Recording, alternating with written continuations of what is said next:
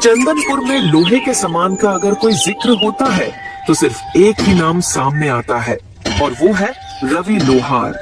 वो बहुत ही अच्छे से लोहे से चीज बनाता था, जैसे चाकू, तलवार, कील, कुल्हाड़। उसके जैसा कोई भी नहीं बना सकता था। उसकी बनाई गई तलवार का मुकाबला कोई नहीं कर सकता था। ऐसा कहा जाता था कि अगर कोई राजा रवि लोहार की बनाई हुई तलवार को जंग में ले जाता तो वह जरूर विजय प्राप्त करता।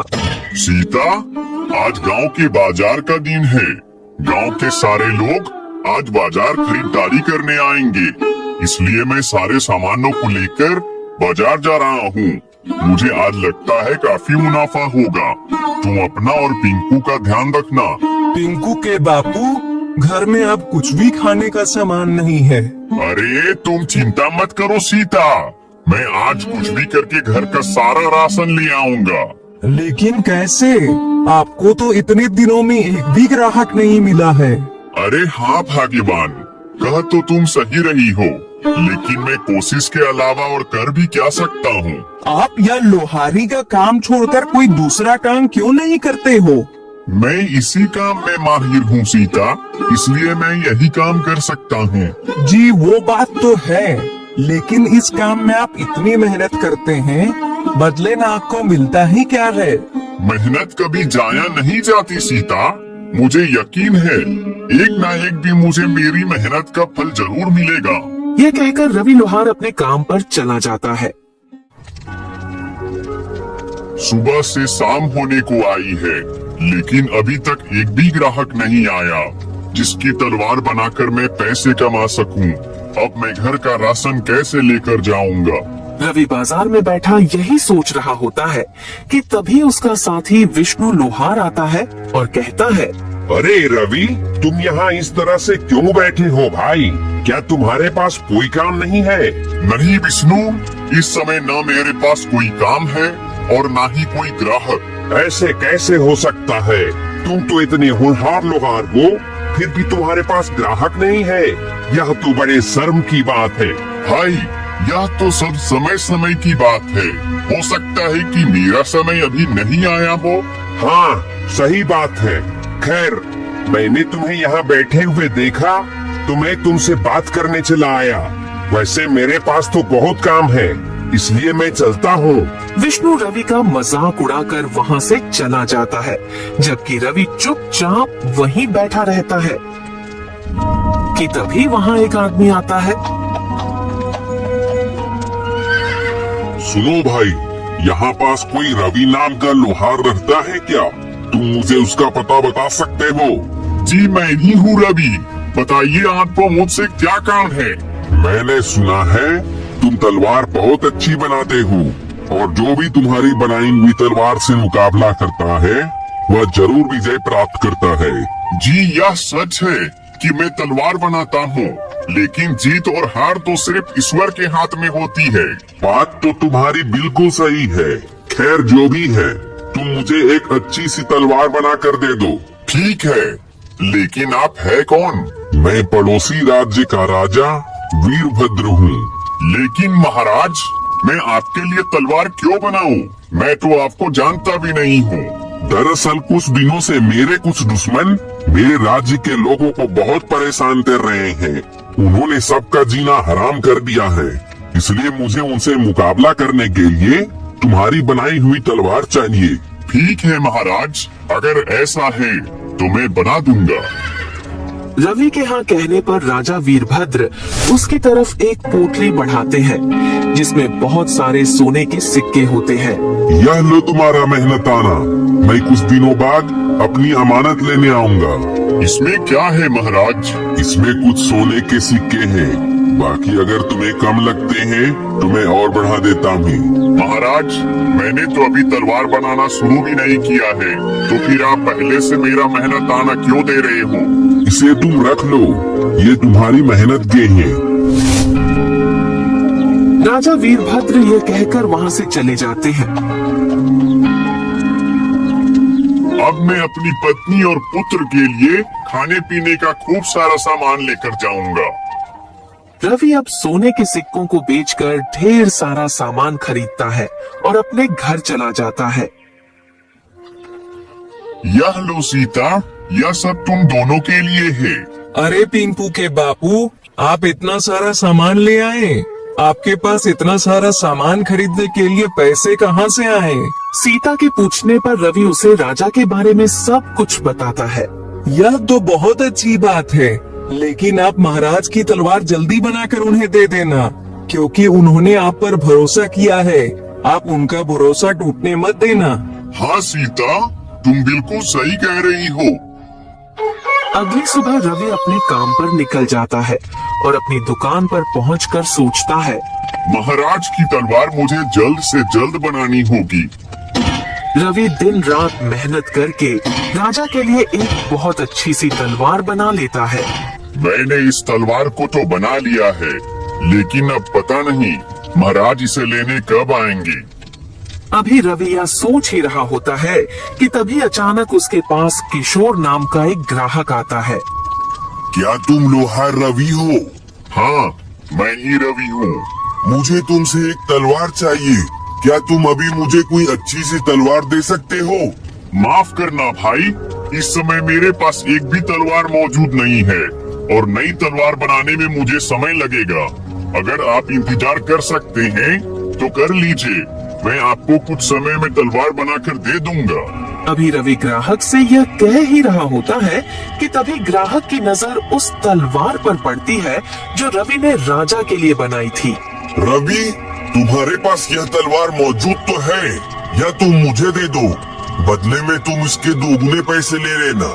नहीं भाई, यह तलवार मैं आपको नहीं दे सकता, यह किसी की अमानत है। भाई मैं कहता हूँ तुम इसकी जितनी चाहे उतनी रकम ले लेना, लेकिन यह तलवार मुझे दे दो।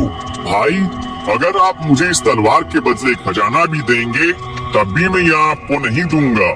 ठीक है, रखो अपनी तलवार अपने पास, मुझे नहीं चाहिए, मैं जा रहा हूँ यहाँ से। किशोर ग्राहक गुस्से में वहाँ से चला जाता है। फिर कुछ दिन ऐसे ही गुजर जाते हैं, लेकिन राजा वीरभद्र अपनी तलवार लेने नहीं आते। लेकिन रवि के पास बहुत से ग्राहक आते जो रवि से वह तलवार मांगते, मगर रवि किसी को भी उसे नहीं देता। पता नहीं राजा वीरभद्र कब आएंगे, मैं आखिर कब तक उनकी अमानत संभाल कर रखूंगा। अभी रवि अपने मन में सोच ही रहा था कि तभी अचानक किशोर ग्राहक वहाँ फिर आता है। रवि भाई, इस तलवार को बनाए हुए तुम्हें कितना समय हो चुका है? इसका मालिक तो अब तक नहीं आया और मुझे नहीं लगता कि अब वो आएगा। लेकिन भाई, यह बात आप इतने यकीन से कैसे कह सकते हो? देखो रवि, अगर इस तलवार के मालिक को आना होता तो कब का आकर इसे ले जाता, लेकिन वह नहीं आया, इसलिए तुम इस तलवार को मुझे दे दो। कुछ भी हो जाए, मैं यह तलवार आपको नहीं दूंगा, आप यहाँ से जा सकते हैं। किशोर ग्राहक फिर से गुस्से में वहाँ से चला जाता है। मैंने बहुत कोशिश की सरदार, लेकिन मैं उससे वो तलवार हासिल नहीं कर सका। रवि के हाथों बनाई गई वो तलवार मेरे लिए बहुत जरूरी है, तभी मैं उससे पूरे राज्य में अपना खौफ पैदा करके अपना राज्य कायम कर सकूंगा।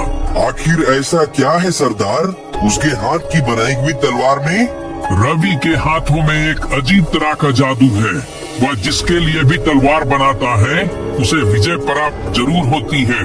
नई तलवार बनाने में उसे काफी समय लग जाएगा और मुझे तलवार की जरूरत जल्दी है, इसलिए वह तलवार मुझे किसी भी कीमत पर चाहिए। अब मैं क्या करूं सरदार? कैसे उस तलवार को उससे हासिल करूं? तुम रवि के आसपास ही रहो, उसका भरोसा जीतो और फिर मौका पाते ही उसे धोखा देकर तलवार ले आओ। किशोर ग्राहक भैरव की बात सुनकर एक बार फिर से रवि के पास आता है। रवि, मुझे माफ कर दो, मैं वाकई गलत था, यह किसी और की अमानत है, इसलिए अब तुम मेरे लिए दूसरी तलवार बना दो। ठीक है, मगर इसके लिए मुझे थोड़ा समय लगेगा। ठीक है, मैं इंतजार कर लूंगा। किशोर ग्राहक के कहने पर रवि दूसरी तलवार बनाने के लिए तैयारी शुरू कर देता है। अच्छा है, यह बेवकूफ अपने काम में लगा हुआ है, मैं जल्दी से यह तलवार लेकर अपने मालिक को दे देता हूँ, फिर किशोर रवि को धोखा देकर चुपके से राजा की तलवार लेकर भाग जाता है और कुछ देर में रवि तलवार का नक्शा बनाकर कहता है, भाई यह देखो, तुम्हारी तलवार का नक्शा तैयार हो गया है। अरे अरे वह आदमी कहाँ गया? कहाँ गया वह आदमी? अभी तो यहीं था। रवि किशोर को अपनी दुकान के आसपास तलाश करता है, लेकिन वह उसे कहीं नहीं मिलता। फिर वह अपनी दुकान पर वापस आता है। तभी उसकी नजर राजा की तलवार की जगह पर पड़ती है।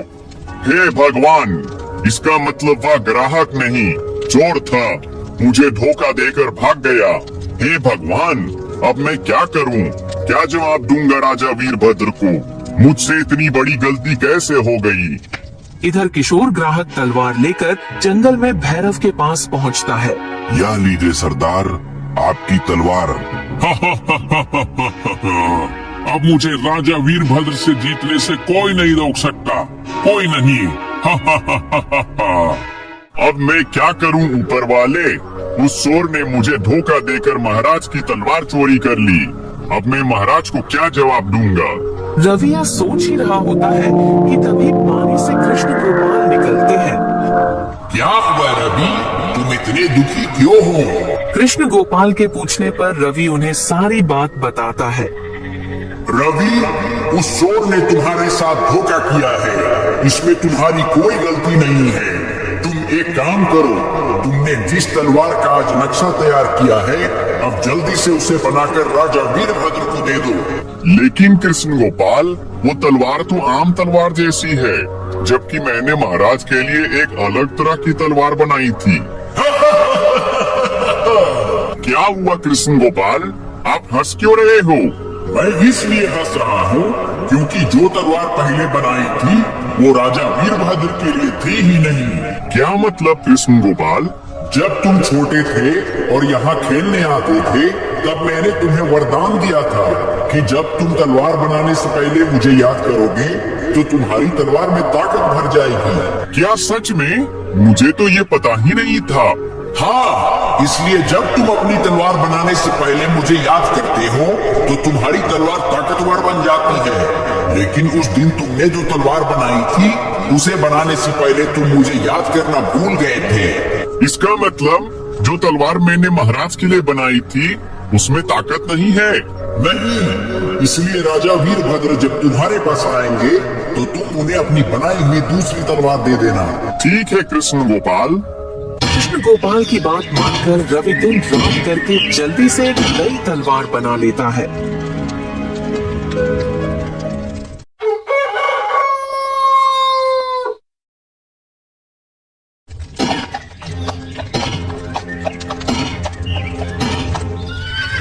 रवि, क्या मेरी तलवार बन गई है? जी महाराज, यह लीजिए आपकी तलवार। तुम्हारा बहुत बहुत धन्यवाद रवि। इसमें धन्यवाद की कोई बात नहीं है महाराज। दूसरों के लिए तलवार बनाना तो मेरा काम है। महाराज, अगर मैं भी आपके साथ आपके दुश्मन के मुकाबले को देखने चलूं, तो क्या आप मुझे ले चलेंगे? हाँ हाँ, क्यों नहीं। कल के मुकाबले में तुम भी मेरे साथ चलना। अगले दिन राजा वीरभद्र रवि को भी अपने साथ मुकाबले में ले जाते हैं। फिर एक मैदान में राजा वीरभद्र और उनके दुश्मन भैरव की जंग शुरू हो जाती है। आज मैं तुझे मारकर तेरा राज्य अपना बना लूंगा। तुम इस नापाक मकसद में कभी कामयाब नहीं हो पाओगे। इतना कहकर राजा वीरभद्र गुस्से से उस पर वार करते हैं, जिससे उसकी तलवार 2 टुकड़ों में बट जाती है। अरे ये कैसे हो सकता है? यह तो जादुई तलवार थी, यह टूट कैसे गई? तूने रवि से धोखे से यह तलवार हासिल की थी, इसलिए देख तेरा यही अंजाम होगा। इतना कहकर राजा वीरभद्र उस भैरव को मार देते हैं और मुकाबला वहीं खत्म हो जाता है। महाराज, आपको कैसे पता चला कि दुश्मन भैरव ने मुझसे धोखे से तलवार हासिल की थी? उस दिन मैंने तुम्हारी और श्री कृष्ण गोपाल की सारी बातें सुन ली थी। फिर मैंने तुम्हें धोखा देने वाले उस किशोर को सबक सिखाया और आज इस दुष्ट की जान ले ली, ताकि यह किसी और को धोखा या नुकसान ना पहुंचा सके।